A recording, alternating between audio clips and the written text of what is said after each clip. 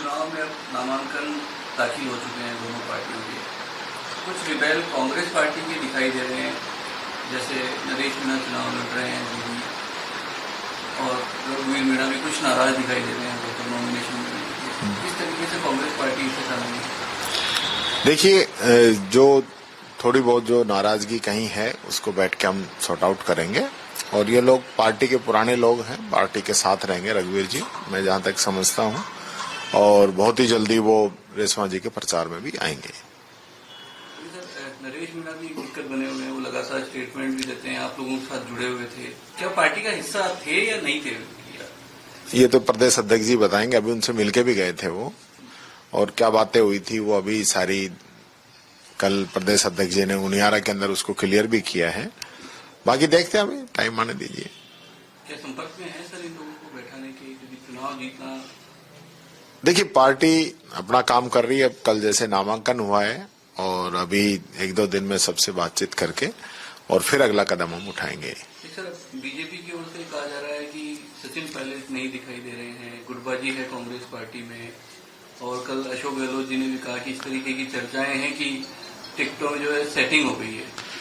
वो देखिए, पहली बात तो मैं कहूँ, पायलट साहब अपने बच्चे के एडमिशन के सिलसिले में बाहर हैं, बहुत ही जल्दी वो वापस आएंगे, आते वो सब गतिविधियों में शामिल होंगे, और अभी भी वो टेलीफोनिक जुड़े हुए हैं, लगातार जो निर्णय हो रहे हैं उनके हिस्सा हैं।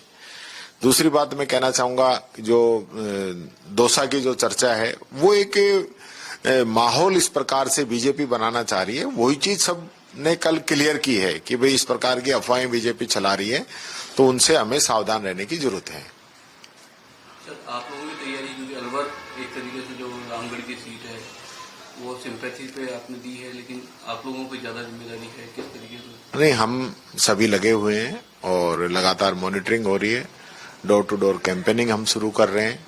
अभी चूंकि नामांकन हुआ है, परसों ही मैं खुद मौजूद था, और अभी दौरे कैंडिडेट के चल रहे हैं। दीपावली के बाद मैं समझता हूं सभी जगह चुनाव उठेंगे। दीपावली तक सब लोग बिजी हैं, खेती का भी काम चल रहा है, त्योहार भी है, बड़ा त्योहार है हमारा, तो इसलिए मैं समझता हूं कहीं कोई दिक्कत नहीं है। अच्छे मार्जिन से हम रामगढ़ भी जीतेंगे और अन्य जगह पे भी अच्छी फतेह हम करेंगे। सर, राधामोहन दास जी ने कहा है कि वसुंधरा राजे जो है महत्वपूर्ण है उनके लिए, और हर समय इसी रोल में रहती है। नहीं, वसुंधरा जी तो महत्वपूर्ण हैं, पर उनको महत्वपूर्ण समझ कौन रहा है, बात यह है।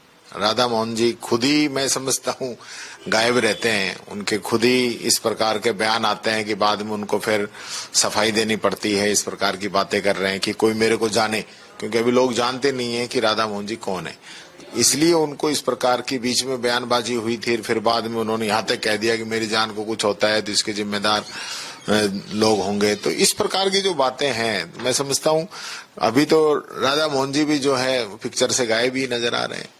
गायब रखा गया है, क्या लगता है आपको कि उन्होंने पायलट को लेकर स्टेटमेंट दिए थे, इस कारण, क्योंकि ये सीटें जो पूर्वी राजस्थान की है वो प्रभावित ना हो, क्या इस कारण गायब रखा गया है, क्या लगता है? तो पहले भी गायब थे, बीच में एक बार बयान देने आए थे, उसके बाद फिर गायब है। तो लगातार जो है फील्ड में या आम पब्लिक में वो तो कहीं नजर आ नहीं रहे, कभी कभार बयान आता है उनका। सर, मदन राठौड़ जी ने भी कहा है कि पुनर्मुझको भवे, आपको शेर बनाया जनता ने, एक तरीके से अब जनता वापस चूहा बना दे तो ज्यादा अच्छा है। देखिए, प्रजातंत्र के अंदर तो जनता तो माई बाप है ही, पर मदन राठौड़ जी भी लगातार जिस प्रकार की बातें कह रहे हैं, और मैं तो उनका वो बयान बताना चाहूंगा जो कह रहे हैं कि हमारे पास तो खोने को कुछ है ही नहीं, तो ये हालत तो उनके प्रदेश अध्यक्ष जी की है, जो ये सोच रहे हैं कि कुछ मिल जाए तो ठीक है, नहीं तो है ही। ये स्थिति इन लोगों की बनी हुई है, और इनमें दम था तो ये अपने कैंडिडेट लड़ाते हैं। अब ये सारे जो इनके बागी थे, इनके खिलाफ थे, उन्हीं लोगों पे फिर वापस इन्होंने टोपी रखी है। लेकिन सर, बीजेपी को लेकर ये कहा जा रहा है कि बीजेपी ने तो अपने बागियों को कहीं न कहीं सेटल कर दिया है, उनको बैठा लिया है, उसमें वो कामयाब रही है। नहीं, हमारे कोई ऐसे बागी है नहीं, जो है उनको हम मनाएंगे, बैठाएंगे। अगर आप ये वीडियो YouTube पर देख रहे हैं तो हमारे चैनल को सब्सक्राइब करें और बेल आइकन को दबाना ना भूलें। अगर आप Facebook पर ये वीडियो देख रहे हैं तो हमारे पेज को लाइक करें।